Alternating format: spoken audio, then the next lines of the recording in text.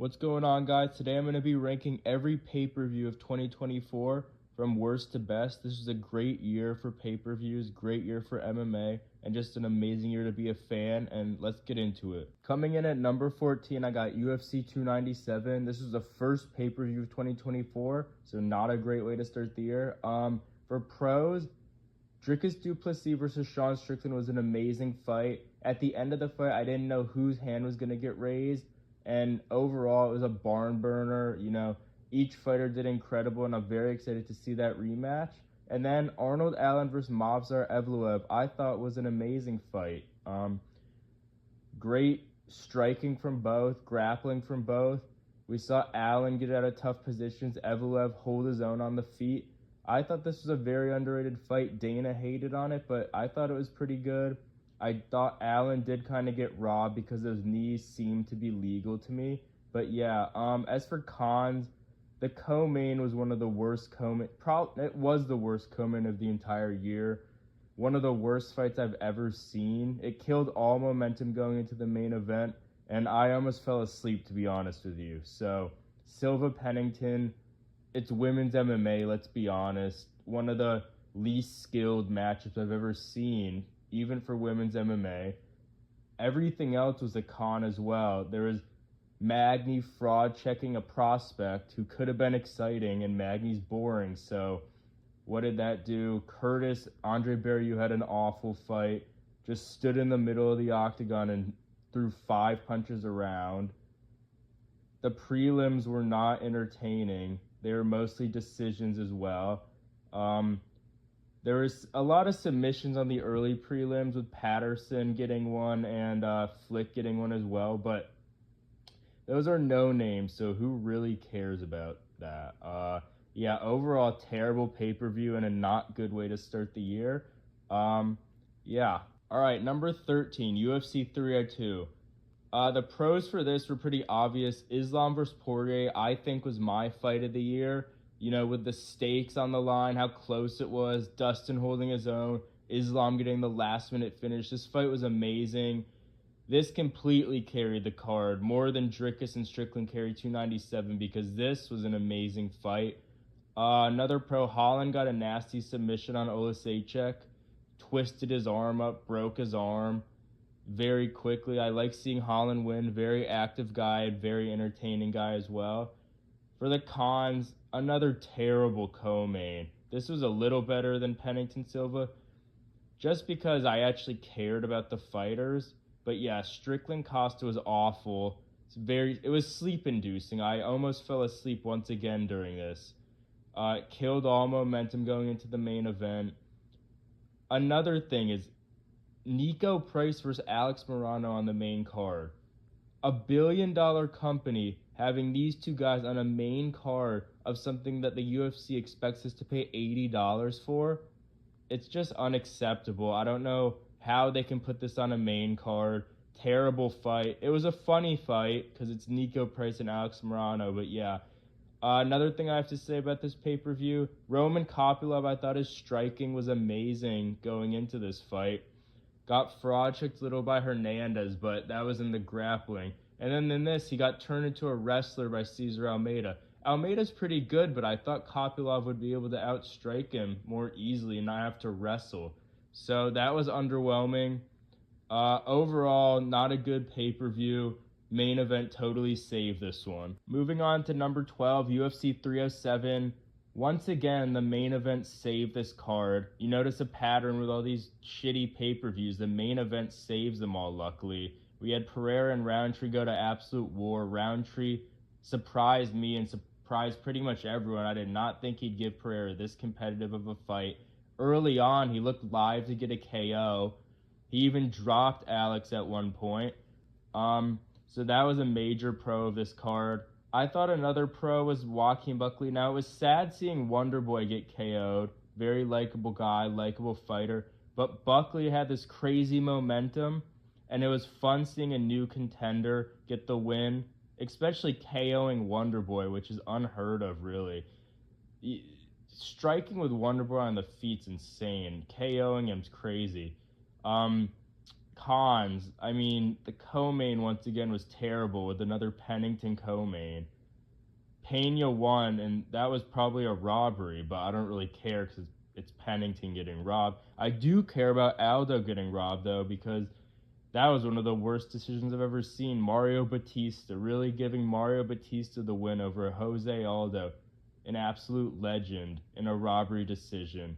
That ruined the pay-per-view, too. And then, I mean, what other interesting fights were on here? Pretty much nothing. The Lidsey Holland, it was an injury. None of the prelims were interesting besides Buckley Wonderboy. Yeah, just a terrible card, once again getting saved by Pereira Roundtree. Number 11, I have UFC 309. A major pro, everyone's favorite fighter, Charles Oliveira, put in a masterclass against, a pretty disliked fighter in Michael Chandler. This was a great performance by Charles. The 5th round was insane. Chandler almost came back, squatted Charles a couple times, slammed him a couple times, but Charles got the win, so that was feel good. Jim Miller getting the submission win. That was another feel good moment there. Absolute legend of the game, getting the win over Damon Jackson. That was a major pro of this. And Mauricio Rufy had a fun performance, gassed out a little bit, but the first couple rounds, I mean, James Lyontop just wouldn't go down. Rufy, I thought, had a good performance. It's just Lyontop's chin looked insane in that fight. Let's be honest, no one wanted to see this main event. This completely ruined the pay-per-view. I mean, I didn't even care who won. Jones had a good performance, I'll give him that, but Stipe, man, he was just showing up for the paycheck. He looked absolutely out of it, super slow, lethargic. I mean, the win doesn't really mean anything against a guy like that. And Bo Nickel let everyone down against Paul Craig, one of the worst performances of the year. You can't be going tit for tat with Paul Craig. All Paul Craig can do is throw a roundhouse kick. So, awful performance by Bo Nickel. And Madison Square Garden usually has a stacked card, but this didn't live up to it and was pretty disappointing. All right, number 10, UFC 301. So, UFC 301 surprised me because on paper this looked like it would be probably the worst pay-per-view of the year. Really no name values, but the main event was good, very competitive. Steve Erceg put up a good fight. Pantoja's a dog. He put up a good fight too. Jose Aldo getting the win. That was a major feel-good moment. Legend of the game. Beat Jonathan Martinez, and this time he didn't get robbed like against Mario Batista. Anthony Smith gets a sub. That was a highlight against Vitor Petrino. The guy threw himself into a guillotine. Didn't even know what he was doing. Just threw his neck into Anthony Smith's guillotine. It's always fun when Smith gets a win because it's always, on paper, we all know he's the best, but it's really good to see it play out in the octagon. And there was just a bunch of fun prospects on this. Mauricio Rufy had a great performance against Malarkey. This was just a fun card. I mean, as for cons, like I said, the name value wasn't there.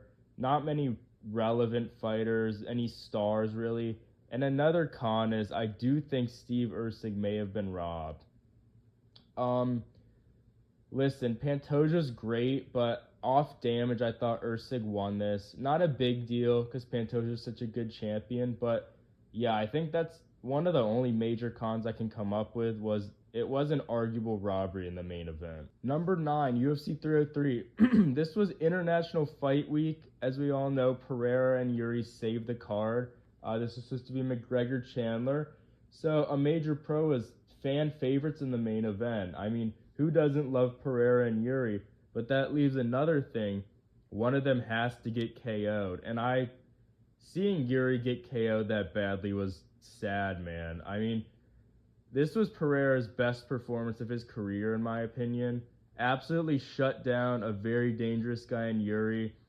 Dropped him at the end of the first, KO'd him in the first 10 seconds of the second round with a nasty head kick.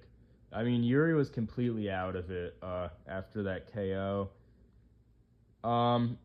Another one, Dan Ige saving the card again. I mean, I think the least amount of time for a short notice fight ever, a few hours he saved this card in. I didn't even know how that's possible, but that was good. Him and Lopez had a pretty good fight. And for the prelims, they were very good with Peyton Talbot, um, Gene Silva. I mean, there was a lot of good KOs on these prelims.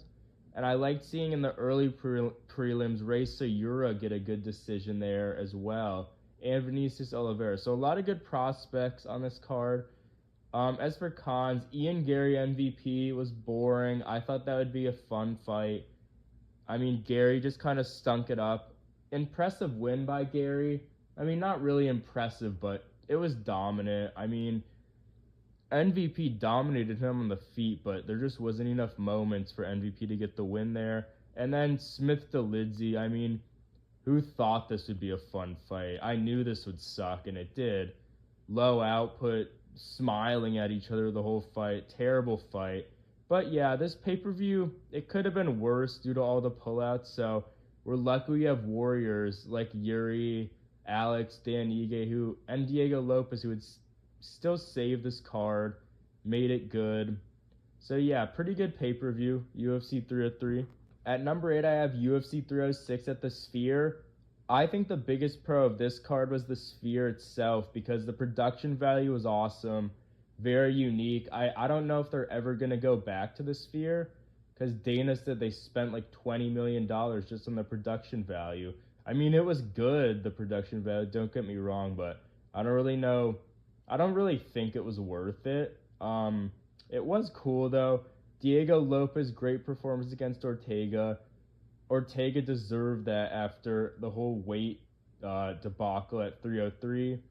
Lopez dominated for the most part. I'm surprised he didn't KO him. Ortega's got an amazing chin. Anyone else would have been sleeping there. Then we had a fight of the year contender with Ribovic and Zellhuber. One of the best third rounds I've ever seen. Super competitive, absolute war. And there was a lot of fun fights on this. Ode Osborne, Rodriguez was a fun fight. So yeah, for cons, I mean, the main event, it was pretty boring. It's Merab. What do you expect? I'm actually happy Merab won. I'm not a big O'Malley fan, but it still wasn't the most impressive performance. It was closer than people think. It was 3-2. It was pretty close. Merab did no damage.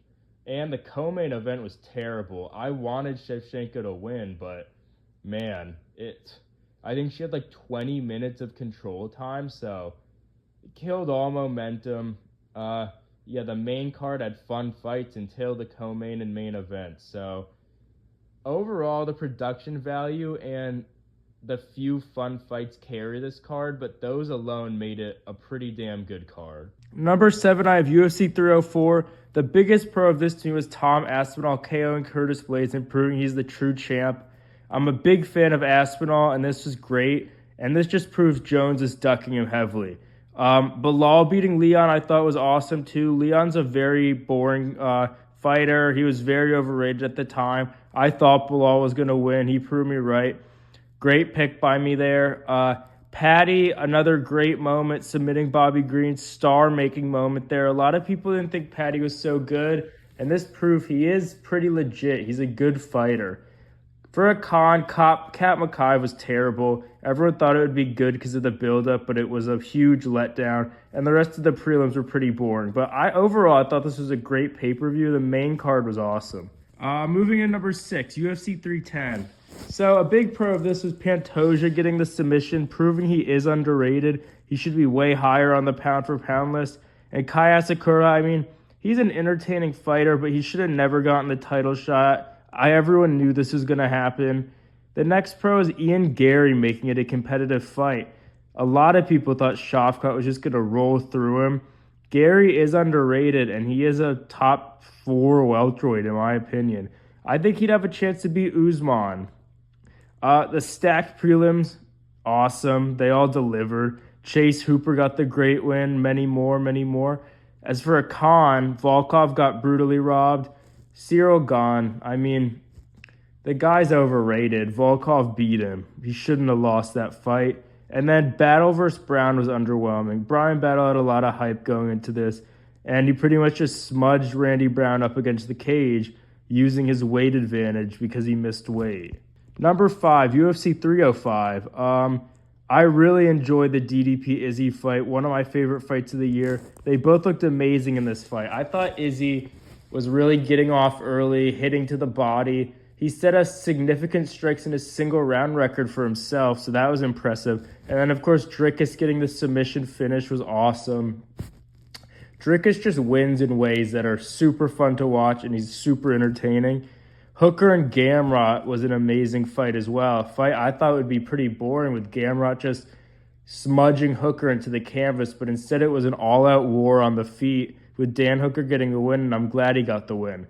And Prates and Kai Kara France also had nice KOs. Prates got one, very nice over Li Jingliang, dominant performance, and then Kai Kara France KO'd Steve Erceg, which is also one of my cons because Erceg's so likable, and him getting slept sucked to see, especially after he got robbed against Pantoja.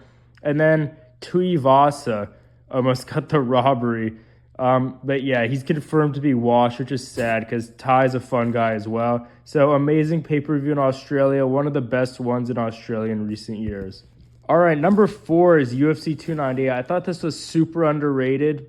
People forget about this card. Topuria became a star in the UFC with this performance. I mean, KOing Volkanovski, who's the featherweight GOAT, was amazing. Another pro, Costa and Whitaker, had an amazing fight, went to war. Costa looked the best that he's looked in years since the Yoel fight. I mean, this is definitely the best Costa's looked since facing Yoel Romero. It's not even close. He actually looked like the elite fighter that people seem to think that he is. And then Merab and Anthony Hernandez both had great grappling clinics. You know, Merab doing it to the Olympic wrestler, Henry Cejudo, and Anthony Hernandez shutting down Kopylov on the feet and then submitting him. So both amazing performances there. As for a con, Gary versus Neal was underwhelming. I thought Gary would be able to inflict a little bit more damage. I didn't think it would be as slow-paced on the feet as it was. And then Volk losing his belt. Volkanovski is my favorite fighter, and seeing him get KO'd really, really hurt. But amazing pay-per-view. UFC 299, I have his number 3. So, man, this card was absolutely stacked. O'Malley putting on a striking masterclass against Marlon Chito Vera. One of the most dominant striking performances I've ever seen. I don't know how Chito ate those shots, but it was amazing to see. Dustin KOing Benoit Saint Denis, showing why he's an absolute legend. A lot of people were doubting him going into the fight, me being one of them. I thought Benoit was going to be able to grapple him and maybe submit him, but Dustin KO'd him and showed he's an absolute legend, an amazing boxer in the sport. Michael Venom Page had a great debut against Kevin Holland, styling on him, the awesome intro walking in. So seeing MVP prove that he's not just a Bellator can crusher was fun to see. Petr Yan, my second favorite fighter after Alex Volkanovski, getting the win, down 1-0, won 2 rounds in a row against Song Yadong. There was a real chance Yan could have gotten cut if he didn't win this fight. So thank God he won this fight. And then JDM got the KO over Burns. JDM's a fun fighter, one of my favorite welterweights, so that was great to see. And then as for cons, it's really just BSD and Chito getting destroyed, because I like both these guys. They're not my favorite fighters in the world, but they're both likable guys, cool guys, and them getting absolutely dominated. Chito got dominated actually more than Benoit, despite Benoit getting KO'd. That hurt to see. But Miami always puts on great pay-per-views. This was another one of them. Awesome, awesome card. At the 2 spot, I have UFC 308 in Abu Dhabi. So let's be honest. Ilia Topuria is going to be the featherweight GOAT. He beat the 2 featherweight GOATs already, both by KO. The first man to knock out Max Holloway. That hurt to see, Holloway getting slumped. I'm not the biggest Holloway fan. I like him as a guy, but yeah, this hurt to see, even for someone who's not a huge Holloway fan. But an amazing performance by Topuria. Hamzat regained all his aura in his performance against Whitaker. I mean, absolutely dominated him, broke his jaw, got him out of there within 3 minutes. Hamzat's aura was fading, but he definitely got it back in this fight. And then Sharamagomedov, I think, was the KO of the year, just based on technique and flashiness. Double back fist KO against Armen Petrosyan. I think Cher was losing this fight too, so this is heavily needed, an amazing KO. And then Rebecca and Orobai, Mai Tybeck Orobai, had one of the fights of the year. What a war. Both these guys literally looked like they were dead in the third round. Like, Orobai literally was about to die, but then he finished the round on top somehow. So this was amazing to see. As for the cons, there's two big ones. Carlos Leal got brutally robbed against Rinat Fakhretdinov, and I mean, in Abu Dhabi, you can't really expect much more. Of course, Renat's going to get the robbery win. All he does is win robbery decisions. And then Ankalaev Rakic was a bit of a slow fight. I would have liked to see Ankalaev KO Rakic to get his deserved title shot, but decent performance by him, but not really what I expected. But overall, this card was awesome with some of the highest highs of the year. Number one, we all knew what this would be, UFC 300. This is the best card of all time, the deepest card of all time. Every single fight on this card, people knew the names of the fighters. I mean, it was absolutely stacked. Poatan KOing Hill, that was an awesome moment because Hill was talking trash, just not a very likable guy. So Poatan KOing him was awesome to see. Max, one of the best performances of all time, one of the best KOs of all time. He styled on Justin Gaethje for 4.5 rounds and then KO'd him in the last 10 seconds. It was, I mean, Gaethje brings war to everyone, and Max stylistically outclassed him on the feet and then put him to sleep in the last 5 seconds of the fight. So that was insane to see. And then Yuri and Rakic had one of the fights of the year, went to war. Yuri looked terrible early on. Rakic was chewing him up. Yuri got the last laugh, though, KOing him. Yuri's one of my favorite fighters, so I was hype at this result. Probably my favorite fight on the card just because of the result there. And then the only con here was a couple of boring fights, mainly the women's fights. But there was a couple good women's fights too. But overall, this card, I mean, Figgy and Garbrandt, the first fight of the night. What are you going to say? This is the card of the year and probably the best card of all time. So there you go, guys. Those are my rankings of the 2024 pay-per-views from worst to best. Let me know what you agree on in the comments, and subscribe for more. Thank you.